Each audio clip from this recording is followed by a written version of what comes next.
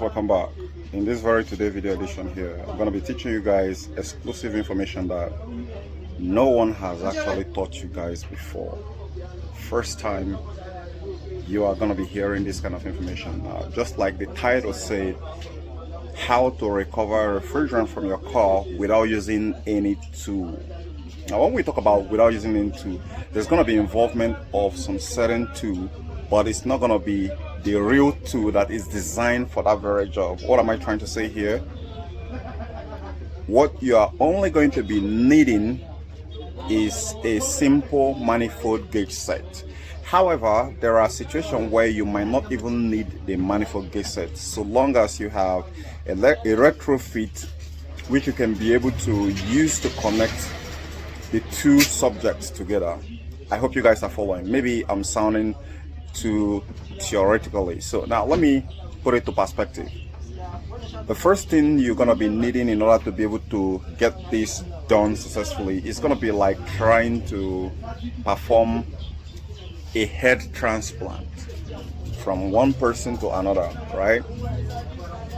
Now, without wasting your time, we are already on it. So what you're going to be needing is a simple manifold gauge set. But if you don't have a manifold gauge set, it means you're going to be getting the other car to be very close. Those are the two guys. You're going to be needing two cars to perform this successfully. So let me switch the camera. Like for instance, I have this Mercedes over here. So let's say I want to get a refrigerant into this Mercedes. I want to recover a refrigerant from this car here. This is a Pontiac Vibe. I want to recover a refrigerant from this one here. And what I want to do is I'm going to be needing another donor, which is going to be this guy here. So what we're going to be practically having is a two car, and we'll have the manifold gauge set between the two of them, just like you guys can see right now.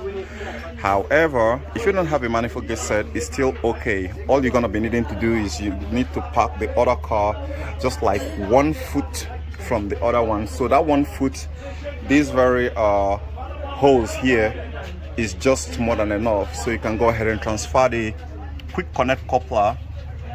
I would prefer you to use the low suction side. You have to get to plug the low suction side on this one, then you hook it up to the suction part of the one which you want to recover the refrigerant from, and that is done. So the first thing first, connect the quick connect coupler here. As soon as you connect it on this one here, don't screw it all the way down yet. Remember, this is the one you want to recover the refrigerant from. This is the one that have the refrigerant, and this is the one you want to use to recover the refrigerant. So I am on the opinion you connect from the suction line. Why the car, this one, the car hasn't started, you're not starting the car, you're not doing anything, so you're having a static pressure on this very one which you want to recover the refrigerant from. However, on this very subject here which you want to use to recover the refrigerant, you want to start up the car, then you turn on the AC, then you connect the quick connect coupler, then tighten it. As soon as it goes in there, and this one here goes in this very suction line here, instantly the compressor of this one is going to kick in and start pulling the refrigerant from this very suction here. And when you pull it, so automatically to start recovering the refrigerant from inside this very car here into this very one here without using any refrigerant recovery machine. Now, I'm certain that a lot of you guys already know how it's going to go. Why? Because on the Pontiac Vibe, there is a static pressure. The compressor is not kicking in, running, so you're not going to have a low refrigerant level there. Maybe like 40 psi. You're going to be having from 100, and you can successfully recover every refrigerant that is on the one you want to recover it from using this very method. Don't start this very car. Make sure that this car doesn't start. While this one here, as soon as it starts, from the suction line here, you can recover every refrigerant that is inside here down to here. Now, do you know one of the sweetest The sweetest spot here is if the very car which you want to use as the recovery system is having more volume of refrigerant that it needed before it can be able to complete. Let's say that it need like 1,000 grams, or is needing like 1,200 grams, or even 900 grams. It's perfectly okay.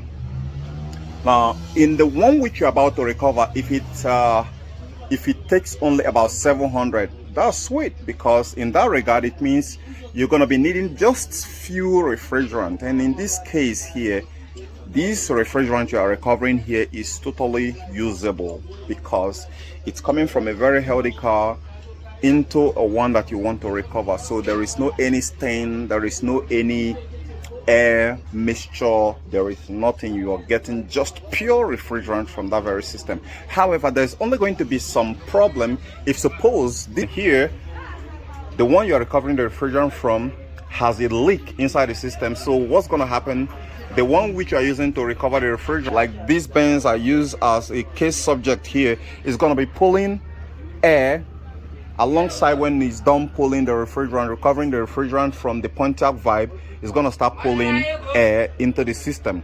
However, the goal is to recover the refrigerant and reuse it. This very method which I'm teaching you guys here is practically applicable and can save you tons of money, because no refrigerant is going to be waste. You're going to recover everything intact and get it into the second one. As a matter of fact, covering it into the Mercedes, I'm just using Mercedes. It mustn't have to be Mercedes for newbies, all right? It mustn't have to be Mercedes. You just have to get another donor.